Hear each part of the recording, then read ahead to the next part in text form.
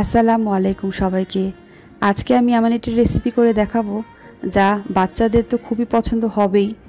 আপনারা যে কোনো অতিথি আপ্যায়নে এটা ডেজার্ট হিসাবে রাখতে পারেন। খুবই সহজে তৈরি করে নেওয়া যায়। চলেন দেখে নেওয়া যাক।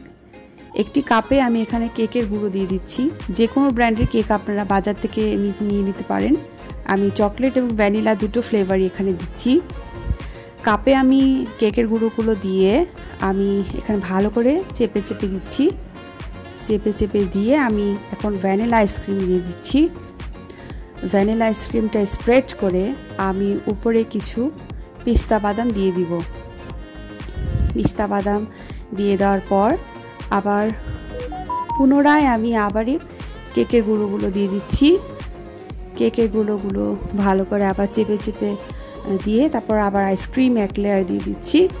এটাই আমার লাস্ট লেয়ার। তারপর আমি এখানে আবার কিছু বাদাম স্প্রেড করে দিয়েছি, কারণ পিস্তা বাদাম অ্যাড করেছি। এখন আমি একটি বেক পেপারের সাহায্যে ভালো করে কভার করে নিব এবং 2 ঘন্টা আমি এটাকে ফ্রিজে ভালো করে ফ্রিজ করে নিব। জিনিসটা ঠান্ডা হয়ে জমে যাবে। বিশ্বাস করেন খেতে খুবই ভালো হয়। আপনারা অবশ্যই ট্রাই করবেন আমার এই রেসিপিটি। আল্লাহ হাফেজ।